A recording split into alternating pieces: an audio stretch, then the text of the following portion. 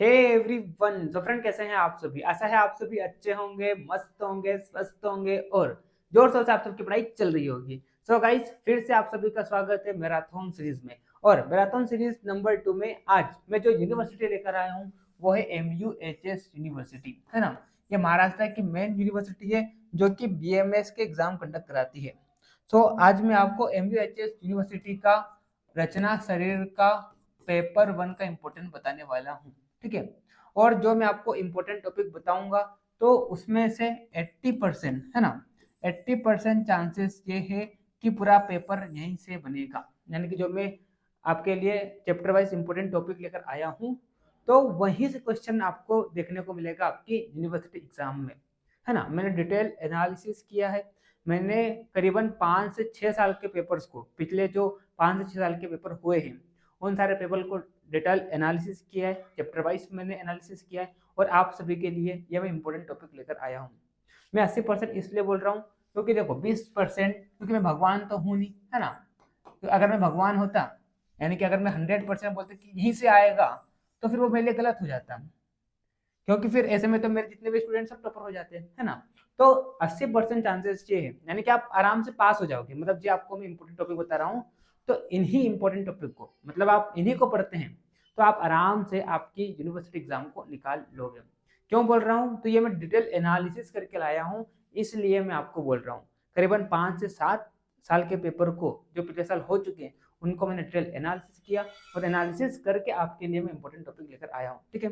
सबसे पहले मैं आपको रचना शरीर पेपर 1 का सिलेबस बताऊंगा। उसके बाद में अकॉर्डिंग टू एनसीईआरटी जो आपको ब्लूप्रिंट दी है तो उस ब्लूप्रिंट को कैसे देखते हैं, क्योंकि कई सारे स्टूडेंट्स को अभी तक ब्लूप्रिंट भी नहीं दिखते आती है, ठीक है। तो आज मैं आपको वो ब्लूप्रिंट कैसे देखना है वो भी आपको बताऊंगा, ठीक है। और फिर उसके बाद में चैप्टर वाइज आपको मैं इंपॉर्टेंट टॉपिक बताना स्टार्ट कर दूंगा।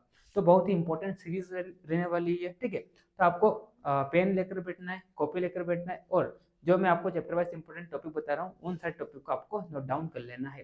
साथ में अगर आपने चैनल को सब्सक्राइब नहीं किया, चैनल को आप सब्सक्राइब कर लीजिए, क्योंकि अब से मैं आपके बाकी के जो सब्जेक्ट हैं, क्रिया शरीर हो गया, संहिता हो गया, पदार्थ, संस्कृत, सबके लिए मैं इंपॉर्टेंट टॉपिक की सीरीज लेकर आऊंगा, ठीक है। तो चैनल को सब्सक्राइब नहीं किया, चैनल को सब्सक्राइब कर लीजिए, अपने दोस्तों को शेयर कर दीजिए, कॉलेजों के ग्रुप में शेयर कर दीजिए वीडियोस को, ताकि आपके दोस्तों को भी इतने अच्छे बेस्ट कंटेंट का, है ना, इंपॉर्टेंट सीरीज का बेनिफिट मिल सके। साथ में अगर आप में से कोई BMS first stop online class लेना चाहते हैं तो आप एप्लीकेशन को डाउनलोड कीजिए, आयुर्वेदा एप्लीकेशन है।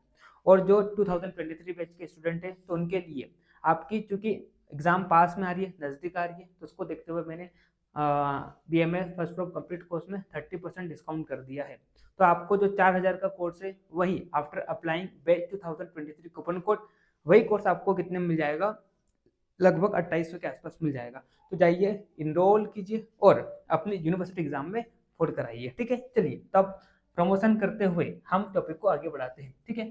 तो सबसे पहले हम क्या कर लेते हैं, रचना शरीर पेपर 1 का सिलेबस देख लेते हैं, ठीक है। तो रचना शरीर पेपर 1 की अगर हम बात करते हैं तो पेपर 1 का क्या सिलेबस है, तो जैसे कि आप सभी को बताया कि आपको रचना शरीर में, है ना, आपको रचना शरीर में आयुर्वेद पोर्शन भी पढ़ना है और आपको मॉडर्न पोर्शन भी पढ़ना है। अगर मैं मॉडर्न पोर्शन की वेटेज की बात करता हूँ तो आपके पेपर में 60% मॉडर्न आएगा और 40% आयुर्वेद पोर्शन से पूछा जाएगा, यानी कि सबसे ज्यादा जो वेटेज किसकी है, मॉडर्न की है, ठीक है।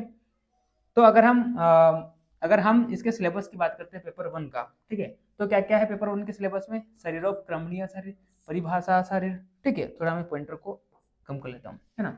गर्भ शरीर, अस्थि शरीर, संधि, स्नायु, पेशी, केश, दंत नख, embryology, osteology, arthrology, myology, nervous system, endocrinology और लिम्फेटिक सिस्टम, ठीक है। यानी कि 8 चैप्टर जो है वो किसके, आयुर्वेद पोर्शन के हैं और बाकी की जो 7 चैप्टर जो है वो आपके किसके हैं, मॉडर्न के हैं, ठीक है। इस तरह से टोटल आपको 15 चैप्टर पढ़ना है किसमें, पेपर 1 में, ठीक है।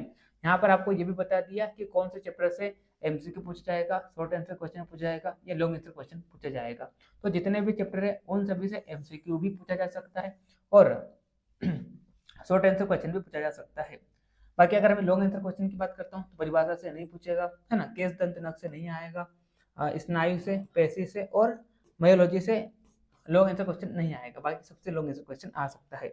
आज मैं सिर्फ पेपर 1 पर फोकस कर रहा हूँ, पेपर 2 की हम कल बात करेंगे। ठीक, चलिए तो फिर आगे हम बढ़ते हैं। अब आप एक ब्लूप्रिंट देख लीजिए कि कैसे आपको ब्लूप्रिंट को देखना है। ठीक है, तो देखिए अकॉर्डिंग टू एनसीईआरटी अगर हम बात करते हैं, अकॉर्डिंग टू एनसीईआरटी अगर हम बात करें तो पेपर में 20 तो आपके क्या आएंगे, 20 आपके एमसीक्यू आएंगे। ठीक है, 8 आपके क्या आएंगे, 8 आपके शॉर्ट आंसर क्वेश्चन आएंगे और 4 आपके क्या आएंगे, 4 आपके लॉन्ग आंसर क्वेश्चन आएंगे।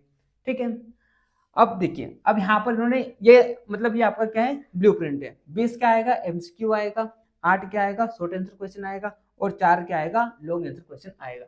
अब यहाँ पर इन्होंने ये भी बता दिया, देखिए अब उससे पहले आप ये चीज देखिए, यहाँ पर आपको एक चीज दिखाई दे रही है जो कि क्या है, यहाँ पर थीम, थीम का एक कॉलम दिखाई दे रहा है। कई सारे स्टूडेंट्स को अभी, हाँ बेनू एक मिनट रुकना,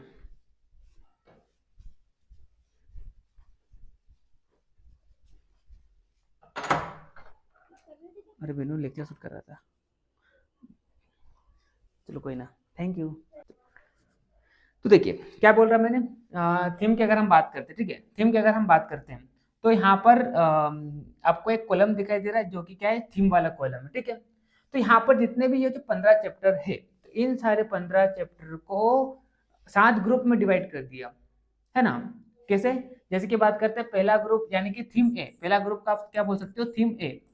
ठीक है, दूसरा ग्रुप जो कि आप क्या बोल सकते हो, थीम बी, तीसरा ग्रुप थीम सी। ठीक है, तो इस तरह से जो 15 चैप्टर है, इन सारे 15 चैप्टर्स को अलग अलग थीम में डिवाइड कर दिया है ना।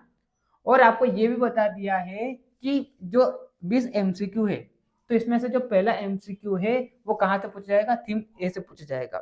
आप देखिए यहाँ पर थीम ए में क्या टॉपिक है, एक तो शरीरोक्रमणीय शरीर है, दूसरा यहाँ पर परिभाषा शरीर है। यानी कि आपका जो पहला एमसीक्यू होगा वो किसका रहेगा, या तो शरीरोक्रमणीय का रहेगा या तो परिभाषा शरीर का रहेगा। वैसे ही आप देखिए यहाँ पर, वैसे अगर हम बात करते हैं छठा, सातवां, आठवां, नौवां, 10वां, यानी कि ये जो 5 एमसीक्यू है ये कहाँ से पूछे जाएंगे, ये थीम बी से पूछे जाएंगे। अब थीम बी में कौन कौन से टॉपिक है, एक तो आपका गर्भ शरीर है और दूसरा आपका यहाँ पर क्या है, एम्ब्रायोलॉजी है। ठीक है, तो ये जो 5 एमसीक्यू है ना, 6, 7, 8, 9, 10वां, तो ये कहाँ से पूछे जाएगा, या तो आपका गर्भ शरीर का रहेगा या तो एम्ब्रायोलॉजी का रहेगा। यानी कि इन दो टॉपिक मिला के ये एमसीक्यू पूछे जाएगा यहाँ से। ठीक है, थीम ए की बात करते हैं, थीम ए में एक तो आपका शरीरोक्रमणीय और परिभाषा शरीर है ना। वैसे अब आगे देख सकते हैं, जैसे की बात करें 11वां कहाँ से पूछा जा रहा है, थीम सी से। थीम सी में क्या टॉपिक है, अस्थि शरीर है और ऑस्टियोलॉजी है। यानी कि ये जो 11वां वाला एमसीक्यू है, या तो वो अस्थि शरीर से रहेगा या तो वो ऑस्टियोलॉजी से रहेगा। वैसे आप शॉर्ट आंसर क्वेश्चन में आइए तो यहाँ पर ये बता दिया कि पहला जो शॉर्ट आंसर क्वेश्चन है वो कहाँ से आएगा, तो पहला शॉर्ट आंसर क्वेश्चन थीम ए से आएगा। तो आप यहाँ पर देखिए थीम ए में क्या है, शरीरोक्रमणीय और परिभाषा शरीर है। यानी कि जो पहला शॉर्ट आंसर क्वेश्चन होगा या तो वो शरीरोक्रमणीय का होगा या तो वो किसका रहेगा, परिभाषा शरीर का रहेगा। ठीक है, वैसे ही आप देखिए यहाँ पर सेकंड क्वेश्चन थीम बी से पूछा जाएगा। थीम बी में क्या है, गर्भ शरीर और एम्ब्रायोलॉजी। यानी कि शॉर्ट आंसर क्वेश्चन जो सेकंड है या तो वो किसका रहेगा, गर्भ शरीर का रहेगा या तो वो एम्ब्रायोलॉजी का रहेगा।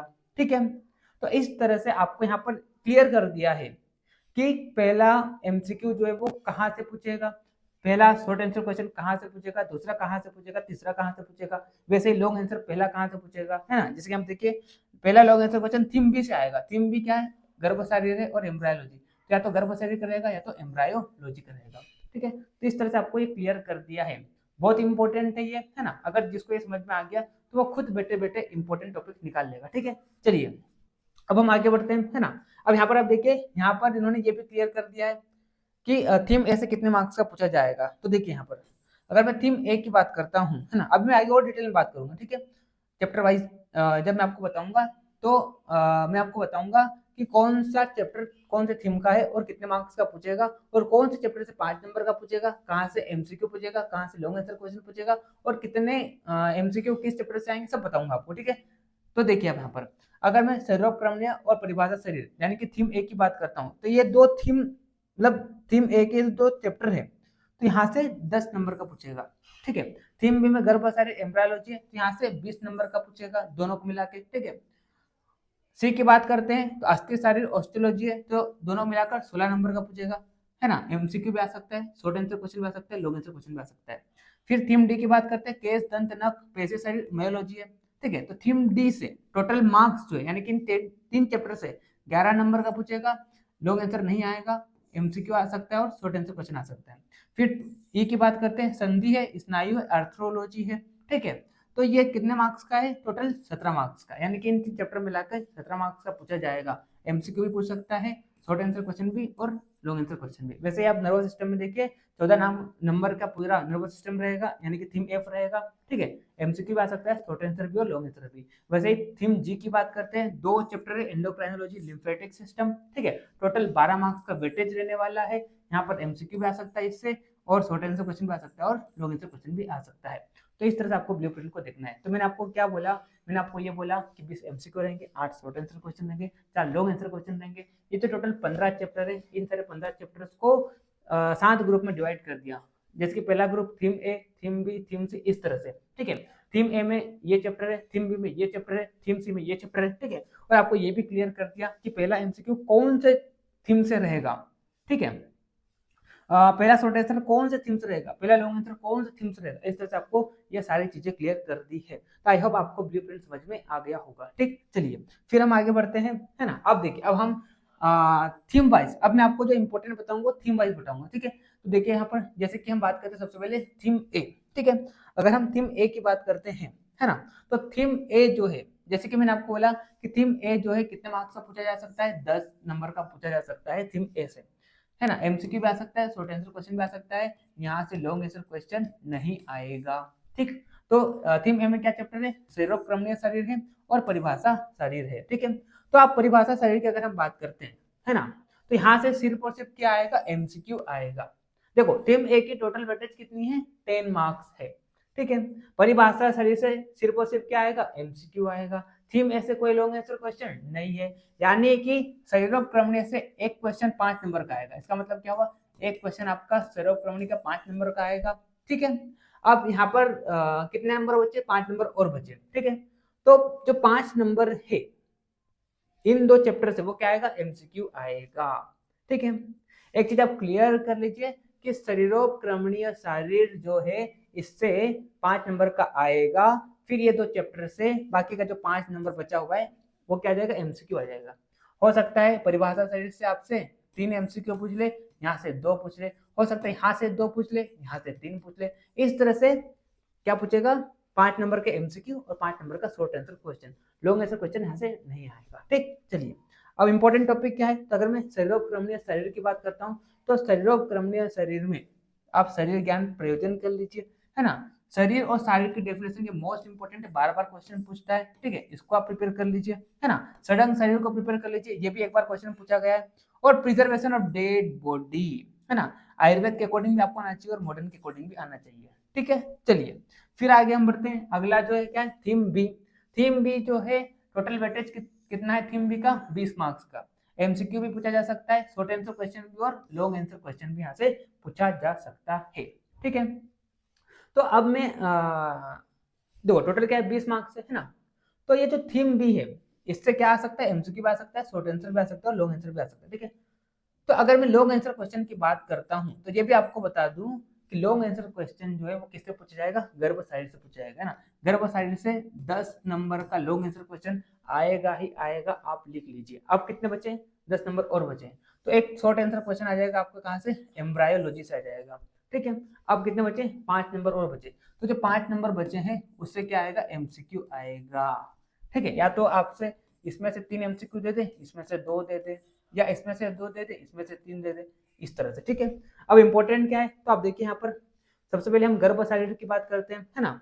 तो डेफिनेशन ऑफ गर्भ मोस्ट इंपॉर्टेंट है, सुश्रुत के अकॉर्डिंग भी आपको आना चाहिए और चरक के अकॉर्डिंग भी आना चाहिए। ठीक है, शुक्र और आर्तव का लक्षण, जहाँ पे शुक्र बार बार पूछा गया क्वेश्चन। ठीक है, मैंने एनालिसिस किया, मैंने वहां पर देखा है मोस्ट इंपॉर्टेंट है शुक्र का लक्षण। ठीक है, 5 नंबर में पूछ सकता है।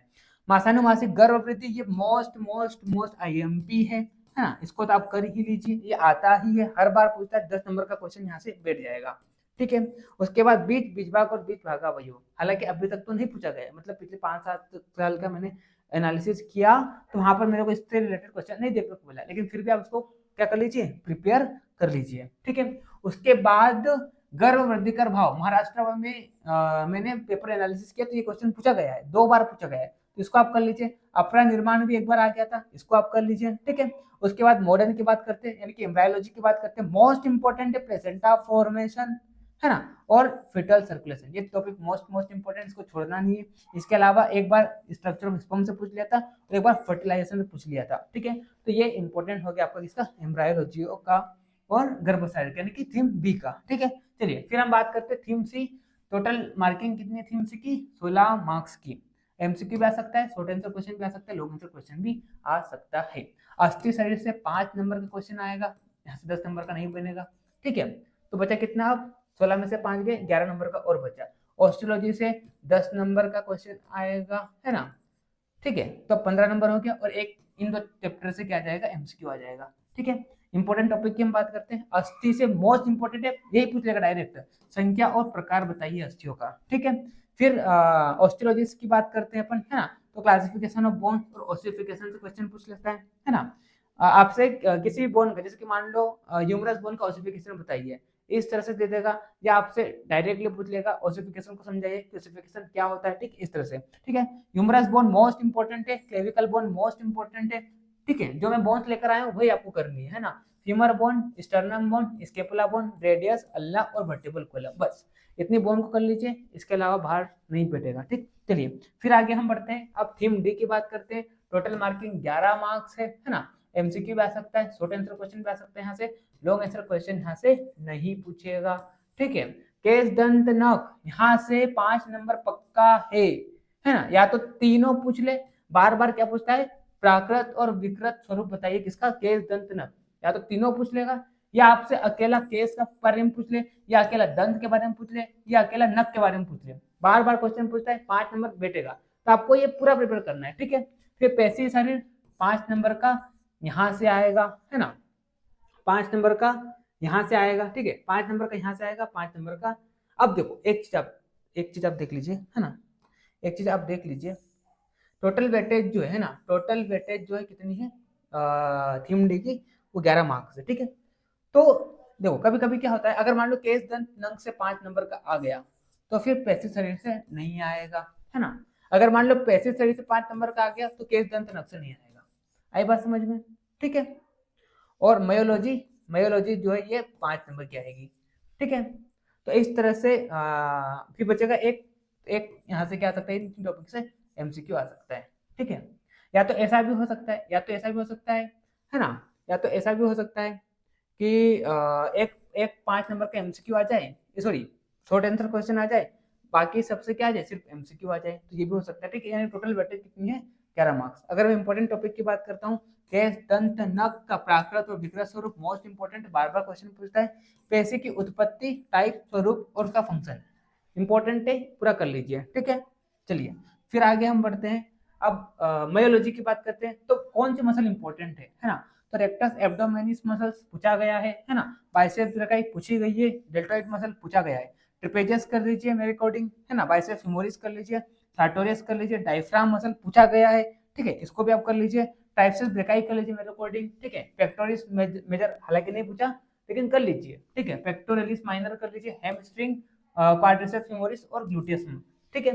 इसमें से जो पूछा गया है, तो एक तो ये मसल पूछी गई है ना, पिछले साल। फिर डेल्टॉइड मसल पूछा गई है, ठीक है, डायफ्राम पूछा गया है ना, और बाइसेप्स ब्रैकी पूछी गई है। ये 4 मसल पूछी गई है, इसके अलावा जो मैं आपको बता रहा हूँ ये भी आप कर लीजिए, ठीक है। चलिए अब हम आगे बढ़ते हैं। आगे क्या है, थीम ई, 17 मार्क्स का वेटेज लेने वाला है थीम ई का।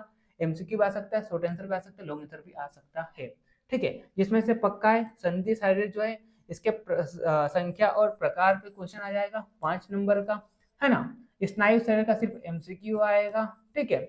और आर्थ्रोलॉजी ये 10 नंबर की आएगी, है ना। तो आप देखिए यहाँ पर, देखिए यहाँ पर 10 और 5 कितना हो गया, 15, और स्नायु से 2 एमसीक्यू आ जाएगा, तो टोटल हो गया 17, ठीक है। चलिए इंपॉर्टेंट टॉपिक संधि बता दिया मैंने, संज्ञा और प्रकार। स्नायु से सिर्फ और सिर्फ एमसीक्यू आएगा 2 मार्क्स का, ठीक है, 2 मार्क्स का। चलिए फिर अगर हम बात करते हैं आर्थ्रोलॉजी में कौन कौन से ज्वाइंट आपको करना है, सबसे पहले आपको ज्वाइंट के टाइप, स्ट्रक्चर, मूवमेंट पता होना चाहिए, है ना। फिर नी ज्वाइंट कर लीजिए, हिप ज्वाइंट कर लीजिए, एल्बो ज्वाइंट कर लीजिए और शोल्डर ज्वाइंट कर लीजिए, ठीक है। जिसमें से मोस्ट इंपोर्टेंट नी ज्वाइंट पूछा गया है, मोस्ट इंपोर्टेंट हिप ज्वाइंट पूछा गया है, ठीक है, फिर इसको कर लीजिए, इसको कर लीजिए मेरे अकॉर्डिंग। ठीक, ठीक है, चलिए फिर आगे हम बढ़ते हैं, आगे हम बढ़ते हैं। हाँ, थीम एफ की बात करते हैं। 14 नंबर का पूछा जाएगा, पूरा नर्वस सिस्टम है इसमें, एमसीक्यू भी आ सकता है, एसएक्यू भी आ सकता है, एलएक्यू भी आ सकता है। ठीक है, ब्रेकियल प्लेक्सस 10 नंबर का क्वेश्चन पूछता है। ठीक है, ब्रेकियल प्लेक्सस 10 नंबर का क्वेश्चन पूछता है ना। इसके अलावा आप ब्रेन के बारे में पढ़ लीजिए, सेरेब्रम सेरेबेलम, क्रेनियल नर्व्स कर लीजिए, स्पाइनल नर्व्स, सीएसएफ, थैलेमस और स्पाइनल कॉर्ड। ठीक है, जिसमें से क्रेनियल नर्व्स मोस्ट इंपोर्टेंट है, क्वेश्चन आ जाता है, ब्रेकियल प्लेक्सस से भी आ जाता है, सेरेबेलम से आ जाता है। ठीक है, और फिर एक बार थैलेमस पूछा गया है और एक बार स्पाइनल कॉर्ड पूछी गई है। ठीक है, तो ये टॉपिक आप नर्वस सिस्टम से कर लीजिए, है ना। फिर आगे हम बढ़ते हैं, आगे क्या है, थीम जी। थीम जी 12 नंबर की रहने वाली है, एमसीक्यू आ सकता है, एसएक्यू आ सकता है और एलएक्यू भी आ सकता है। इसमें क्या है, एक तो एंडोक्राइनोलॉजी है, एक लिम्फेटिक सिस्टम है। ठीक है, तो एंडोक्राइनोलॉजी में ये 3 ग्लैंड इंपॉर्टेंट है, पिट्यूटरी, थायराइड और एड्रिनल ग्लैंड, है ना। एक बार थाइमस से भी क्वेश्चन आ गया था, एक बार पेरा थायराइड ग्लैंड से भी क्वेश्चन आ गया था, तो इसको भी आप कर लेना। और लिम्फेटिक से सिर्फ और सिर्फ क्या आएगा, एमसीक्यू आएगा। आई बात समझ में। चलिए, एंडोक्राइनोलॉजी से कभी कभी क्या होता है, दोनों दो ग्लैंड आ जाती है ना, थायराइड भी दे देगा, सुप्रारेनल ग्लैंड भी दे देगा, फिर दो एमसीक्यू बचेंगे, वो लिम्फेटिक से आ जाएगा। इस तरह से भी क्वेश्चन पूछ लेता है। ठीक है, तो इस तरह से मैंने आपको क्या कर दिया है, पूरा इंपोर्टेंट बता दिया है किसका, एमयूएचएस यूनिवर्सिटी रचना शरीर पेपर 1 का। ठीक है, तो बीच में थोड़ा सा डिस्टर्बेंस हो गया था क्योंकि खाना आ गया था मेरे लिए, इसलिए। ठीक है, बाकी कोई ना, आपको उसको थोड़ा मैं एडिट मार के ले आऊँगा। ठीक, चलिए, तो आई होप आपको लेक्चर समझ में आया होगा, है ना। बाकी कोई डाउट हो तो आप कमेंट में पूछ लीजिए, या तो आप मेरे को मेरी इंस्टा ID @amanjaiswal30 इस पर फॉलो कर लीजिए। ठीक है, मिलते हैं नेक्स्ट लेक्चर में, तब तक के लिए okay bye, see you again.